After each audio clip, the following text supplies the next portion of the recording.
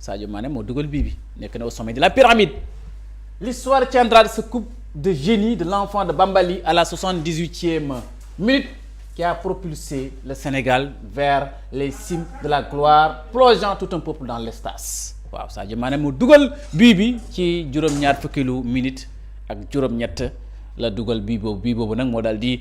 qualifier Sénégal ci finale. Sadio venait de démontrer qu'un grand joueur surgit au moment opportun. waaw Sadio wane na dëgg yàlla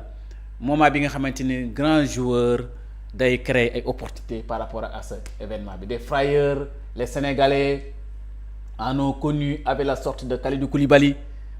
moom it mi nga xamante ni bi ñu ko joxe carton mu dal di génn, mais les autres défenseurs ont assuré empêchant Marmoush et Salah de tourner en rond. voilà ñi nga xamante ni nag ñoo assuré la défense bu Sénégal bi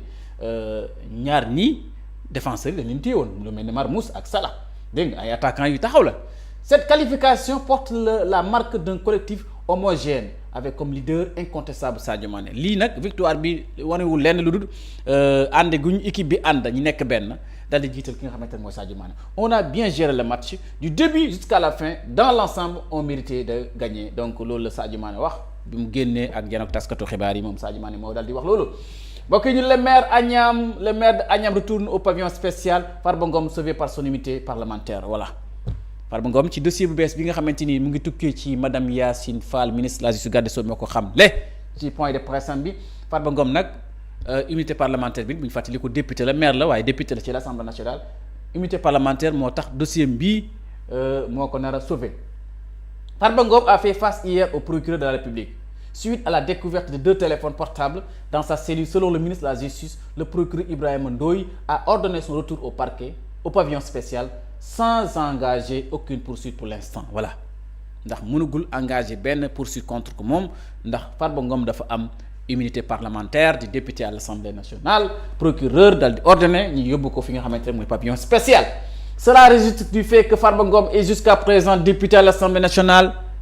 Ces nouvelles accusations nécessitent une levée de son immunité parlementaire. entre accusation yi wax ni teg ko bëgg a teg ko ci Farba Ngom bi balay tegu daal foo ñuy summi la li ñu tuddee immunité parlementaire bi te loolu nag ci assemblée nationale lay amee.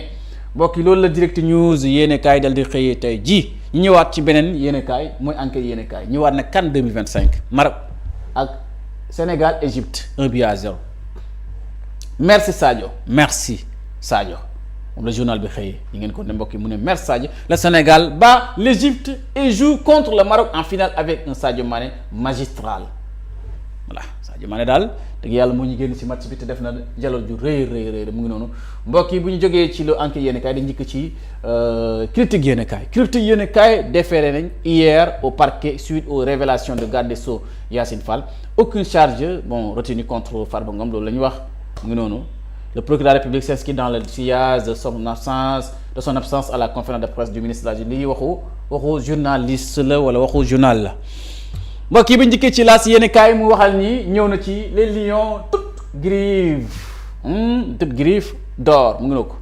waaw gaynde yi daal dem wane nañ ma ay gaynde lañ dëgg gaynde lañ dëgg Sénégal ay gaynde lañ. victoire du Sénégal sur l'Égypte. affaire de téléphone Farba Ngom sauvé par son immunité parlementaire léegi laa ko waxee. flop du local comptant la Sénélec rachète West Africa Energy. donc mbokk yi bu ñu jógee ci laas yéen kaay dañuy dikk ci le quotidien yéen kaay mu ñëw na ci CAN victorieux des pharaons am ndam ci kaw Égypte. le Sénégal rabat le caquet à l'Égypte. donc les Lions vont chercher le deuxième étoile dimanche face au Maroc. Pape Thiaw moo ko xamle mu ne notre objectif était la finale il faut maintenant la gagner. waaw suñu objectif yëpp mooy yegg si final léegi nag yegg si nañu final foo ñu gagné coupe bi nag foo ñu gagné ko. Sadio Mané ne ko je vais ramener la coupe à Dakar dama bëgg indi coupe bi ci Dakar dafa bëgg jël trophée bi coupe d'Afrique des nations 2025 ci Maroc. Sadio Mané dama ko bëgg indi fii ci Dakar. Habib Diarra ak ki nga xamante ni mooy Kalidou Koulibaly vont rater la finale ñoom ñaar nii carton moo tax duñ mën a fubal ci finale bii mooy Habib Diarra ak ki nga xamante ne mooy Kalidou Koulibaly. mbokk yi bu ñu jógee ci les échos dañuy ñëw ci les échos yéen kaay ñëw ne utilisation présumée de téléphone par Farba Ngom le procureur désavoue le ministre Yacine Fall. yéen li ko journal bi waxee est-ce que nii la demee nag journal bi moo ko waxee noonu les échos yéen kaay est-ce que le ministre Yacine Fall procureur bi da ko désavoué est-ce que le mythe ah désavoué muy weddi sa kilifa weddi ko defal lii nga ne defuma lii est-ce que noonu la demee voilà journal bi moo ko wax le procureur ne l'a même pas vu Farba est toujours député aucune charge retenue contre lui la garde pénitentiaire bi nag à un certain Guèye wax nañ tur wi en retour de parquet moom ki nga xamante ni mooy garde pénitentiaire bi yow yaakaar ni moom moo jël téléphone jébbal ko Farba Ngom ndaxte loolu nag dëgg yàlla Farba fu mu nekk mënu dem jëli ji téléphone jox ko boppam waaye téléphone mënut a déplacer boppam jox ko ñëw ci Tahirou Sarr ñëw ci Farba Ngom lu dul nit moo jël téléphone indil ko donc kooku suñu supposé ne moom moo ko def le garde pénitentiaire ba tey xam nga ni moo ko def wala deful ko mu ne je suis très heureux de jouer voilà mu ngi noonu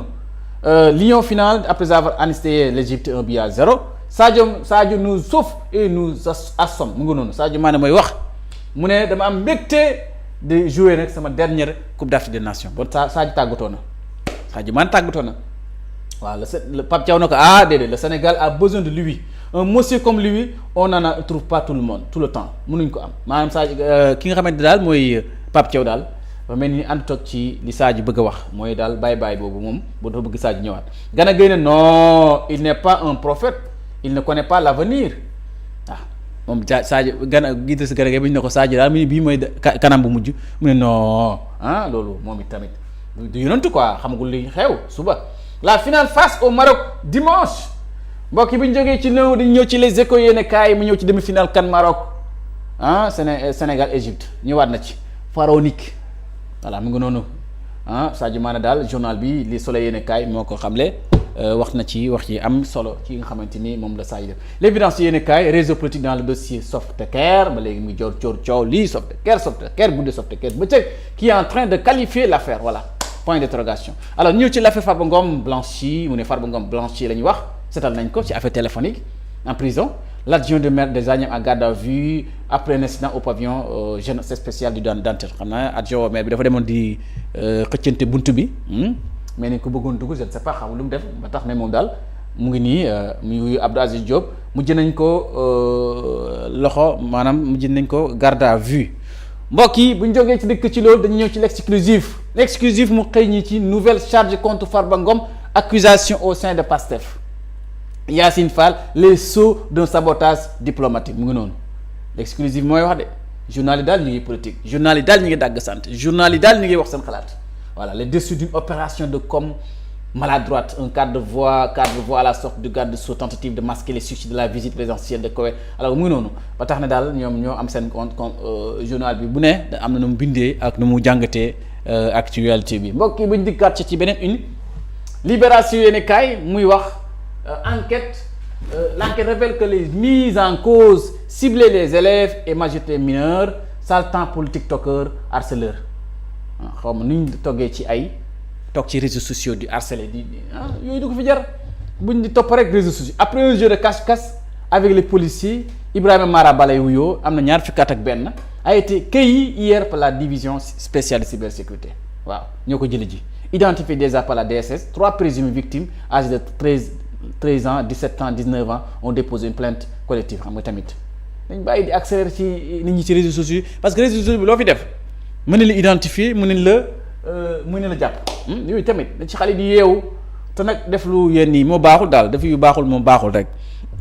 mbokk yi ñu jikk ci l'info yéene kaay ñoo ne ci CAN 2025 un tir une faille un 4e finale pour le Sénégal les Lions momifient les pharaons Pape Thiaw a gagné la bataille des idées Sadio Mané celle du temps donc mu ngoog Sadio Mané assuré na wàllam ba réussir ko Pape Thiaw it assuré na wàllam ba réussir ko donc loolu mooy li nga xamante ni loolu mooy dëgg mbokk yi ba tey ñu ñëw ci l'observateur yéenekaay mi ngi xamal ci ñëw na ci CAN 2025 Sénégal Égypte Super Mané la ko titré Super Mané waaw Super Mané Sadio une légende inscrite à jamais dans l'histoire du football Sénégal waaw dugg na ci histoire du Sénégal de Sadio Mané def na fi kenn defagul nag dugg na ci histoire de je suis très heureux de pouvoir jouer ma toute dernière finale de CAN moo ko wax mbégte la am vraiment tey jii di football sama dernière CAN ci Coupe d'Afrique des Nations di ko football Sénégal le témoignage émouvant de Pape Fall ancien international ñi ngi koy def seede ñuy def seede ci jëmm ji di Sadio Mané waaw vraiment suñu borom defal ko jàmm moom Sadio Mané mbokk yi bu ñu jógee loolu ñëw ci point actu yéen kaay mu ñëw ci CAN Maroc 2025 le Sénégal a un match de la deuxième étoile. La légende Sadio Mané nous rapproche de la deuxième étoile à la 78e minute contre l'Égypte 1-0 et a joué sa dernière finale dimanche waaw loolu la def ginnaaw ba mu dugalee moom Sadio Mané dégg nga ci 78e minute fas am nañ yaakaar ne mën nañ jëli ci deuxième étoile bi dégg nga waaye nag ci la annoncé na ne bii mooy match bu mujj. Krépin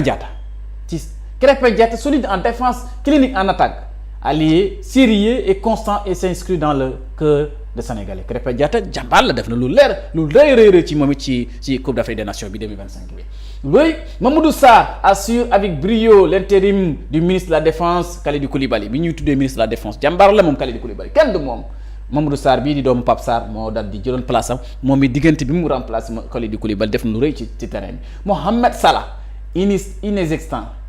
perd son match contre Mané voilà Mohamed Salah gisul de wala bu gisut amul ndam ci match bi diggante moom ak Sadio Mané loolu mooy li nga xamante muy dëgg mbokk ñi di kat ci réew mi quotidien yenn kaay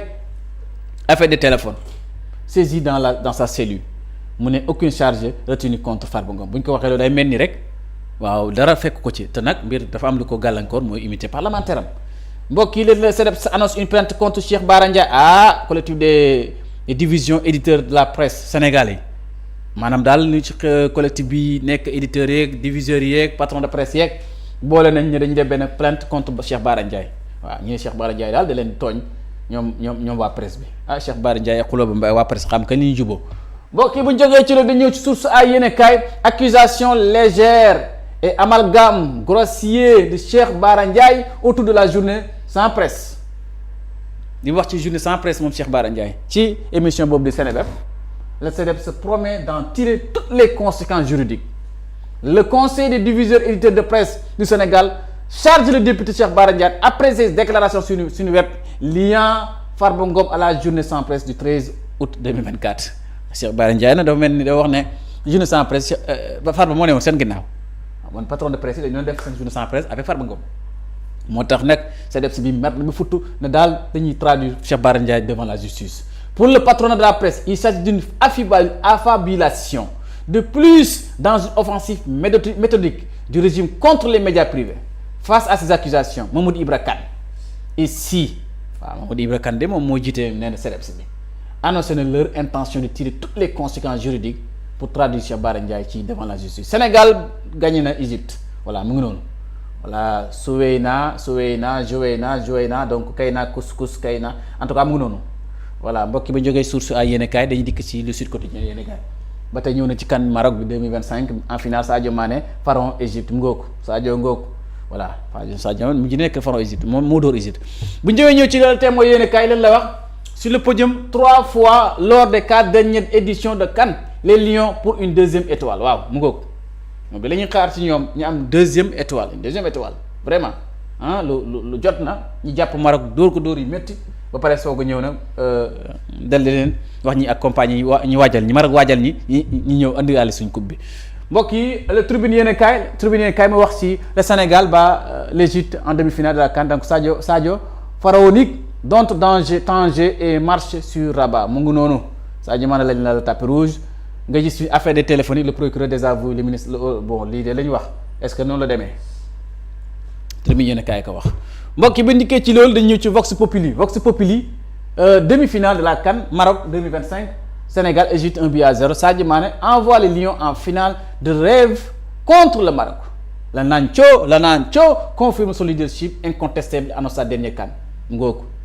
voilà Nacho bi daal wax na li mu wax ci démb moo tax tey Sénégal gagné na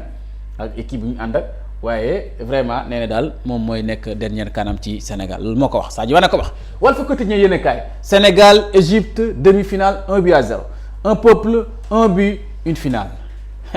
moom la ko Walf Quotidien titré un peuple dégg nga un but une finale mooy dëgg ndaxte dëgg démb peuple lañ fa wane ñi ñëpp ay peuple la Sénégal yëpp biir ak bitim réew bi yëpp àndam nañ supporter Sénégal waaye am nañ benn but Sadio Mané ko dugal am nañ finale it dimanche lañ koy fubal dëgg la Pape Thiaw coach de Lyon maintenant il faut gagner la finale loolu rek moo ñu dese nag léegi nag dem nañ final li essentiel bi mooy gagné rek final bi indi trophée fii ci Sénégal bu ko defee mbokk yi Sénégal yi ñu dal di ko béggee ñëw ci yoor yéen a kaay ci waxtu wi Sénégal Égypte Sadio Mané phénoménal exceptionnel moom la ko journal yor yéen a kaay titré te dëgg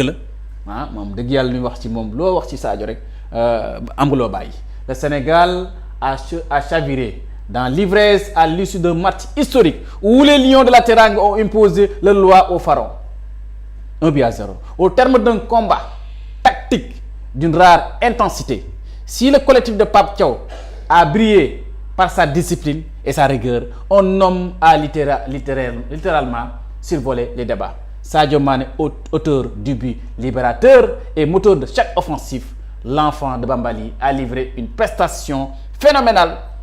rappelant à tout le continent que son génie reste intact. Grâce à ce leader d'exceptionnel, les Lions s'ouvrent avec autorité les portes de leur 4e finale historique, plus que jamais décidé à décrocher leur 2e étoile, à inscrire une nouvelle passe glorieuse dans l'histoire du football sénégalais. mu nekk loo xamante ni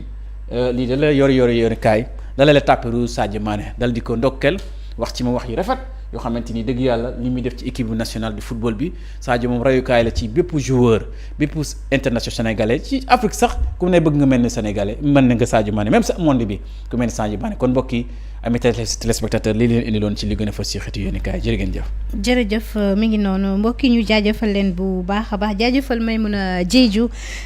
Maurice Alphonse Carvalho ñu ngi koy jaajëfal bu baax a baax Seynabou Thiam tonton Yali Dia ñu ngi koy jaajëfal bu baax a baax jaajëfal itam rek ki nga xam ne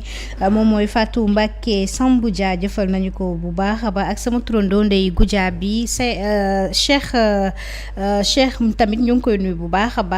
baax di kontaane itam ci àndu bi ngeen àndoon ak ñun les hommes de l'ombre